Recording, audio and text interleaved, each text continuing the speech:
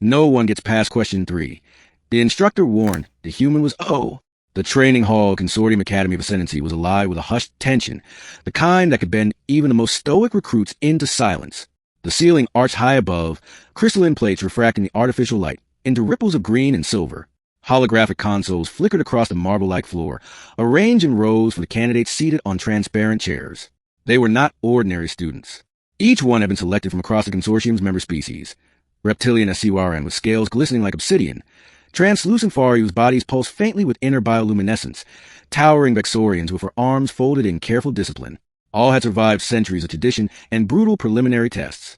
The final examination, the ascendancy evaluation, stood as the last barrier between them and positions of power within Consortium's interstellar hierarchy. And now, standing before them, the instructor's voice sliced through the ambient hum of the chamber.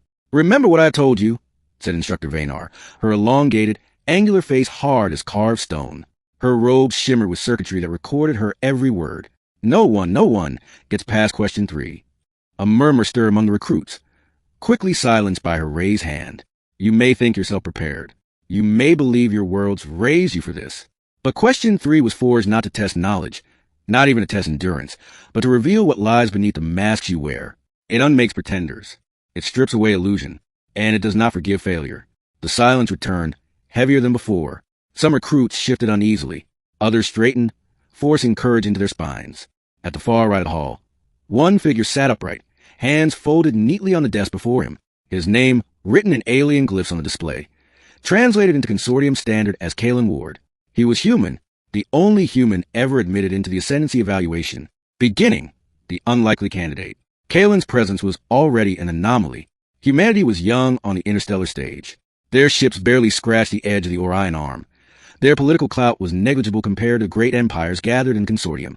Yet somehow, through a combination of diplomatic gambles and a whispered sponsorship from a mysterious patron, Kalen Ward had been permitted to sit for the most feared examination in galactic civilization.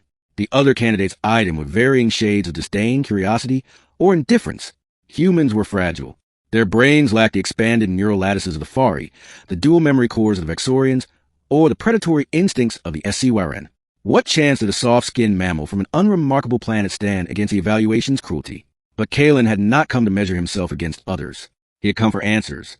When the announcement of his candidacy spread across Earth, he had been given 2 choices: decline and live quietly, or accept and face ridicule, danger, perhaps death. He had chosen to accept, driven by an unshakable sense that this examination held something larger than titles or power, something humanity needed.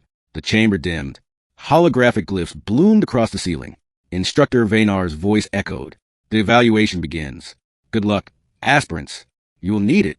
Middle, the questions. Question 1. The first test materialized before them as a wall of light, glyphs rearranging themselves into riddles tailored for each candidate. For Kalen, the question read, your vessel is failing. You have air for 3, but 4 souls aboard. Who do you save? It was not a puzzle of logic. It was a puzzle of conscience. Images shimmered on the holographic panel. A scientist clutching a data core that could cure planetary plagues. A soldier scarred from countless battles. A child no older than 10 and himself. Kalen's throat tightened. He felt the silent weight of the room pressing in. He thought of Earth, its wars, its mistakes, its resilience. He thought of what humanity had taught him. That survival was never just about efficiency, but about carrying forward hope. His answer, the child. The wall of light flickered, then dissolved. He had passed. Question 2. The second question unfolded as a sensory simulation. Kalen was plunged into a vivid battlefield. Dust choked the air. Alien war cries echoed across burning plains. Beside him, comrades fought desperately, beings he recognized from the evaluation hall, though here they bled and died like mortals. The voice came, calm and cruel. Victory demands betrayal. Will you sacrifice your closest ally for the triumph of your people? His simulated companion, a Fari recruit named Selith, turned bioluminescent veins glowing faintly, trusting him. In the simulation, victory for his people was at stake. The cold logic whispered, betray. The moral instinct screamed, refuse. Kalen remembered stories of Earth's history. How civilizations had crumbled when they chose expedience over trust. How alliances had saved them when weapons could not. His answer, I will not betray. The battlefield dissolved. Darkness reclaimed him. When the lights of the chamber returned, he found Selith, real, alive, watching him with wide, curious eyes. He had passed again. Question 3. The chamber shifted. The candidates stiffened, breaths shallow. This was it. Question 3. The one the instructor had warned about. The holographic display before Kalen went black. For a long, dreadful silence, nothing happened. Then words appeared. Foreign glyphs that twisted into human language. What are you? That was all. Kalen frowned. The simplicity was deceptive. Around the room, he saw other candidates staring blankly at their consoles, sweat or bioluminescence betraying their strain. Some muttered in their own tongues. A few clutched their heads, as if the question itself bored into their minds. He closed his eyes. He thought, what are you? Not who. Not why are you here. Not what do you want. Every species in the room carried centuries of doctrine, myths about their purpose, grand philosophies drilled into their cores. Their answers, he realized, would come rehearsed. I am Bexorian, heir to conquest. I am Fari, vessel of eternal glow. I am Siwaran, the predator perfected. But humans? What were humans? He remembered the cracked sidewalks of his youth, the smell of rain on concrete, the voices of people arguing and laughing and singing.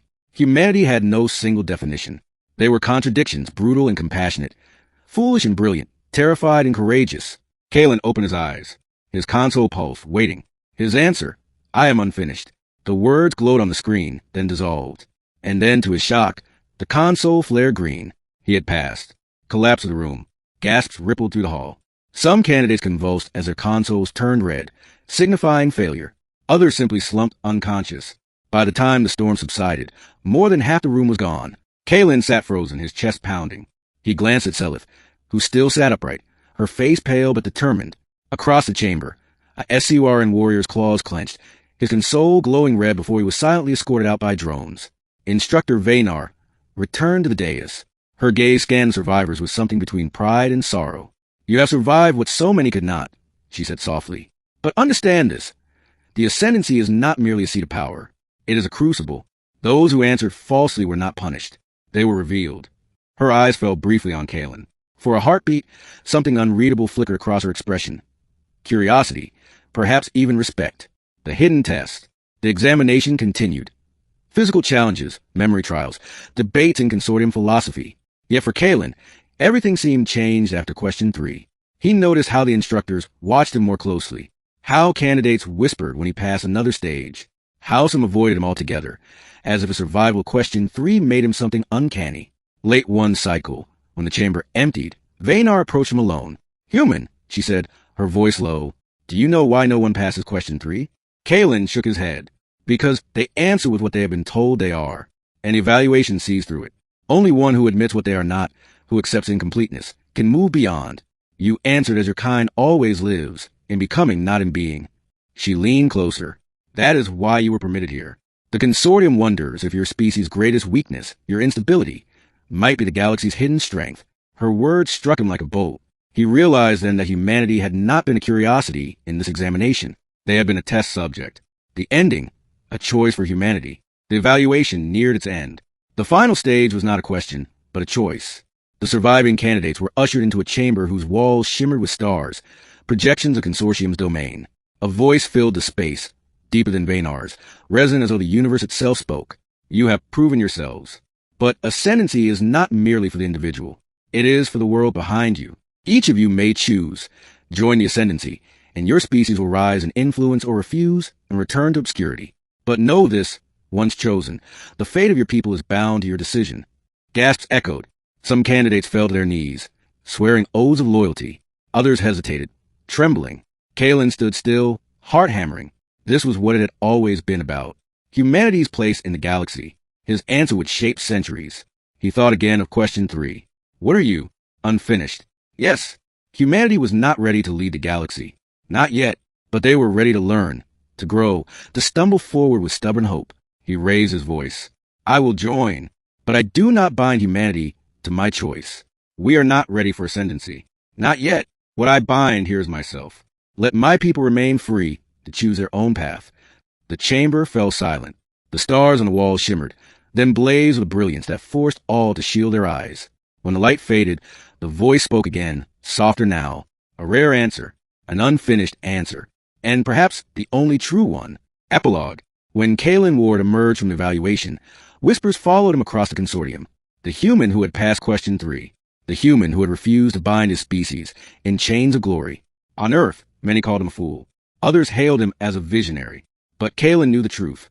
The evaluation had not been about power. It had been about honesty, about admitting weakness, embracing uncertainty, and still daring to step forward. And so, he carried the title granted to him, Ascendant, not for what he was, but for what he might yet become. And for the first time in consortium history, the galaxy looked at humanity not as fragile, not as irrelevant, but as something far more dangerous, as unfinished.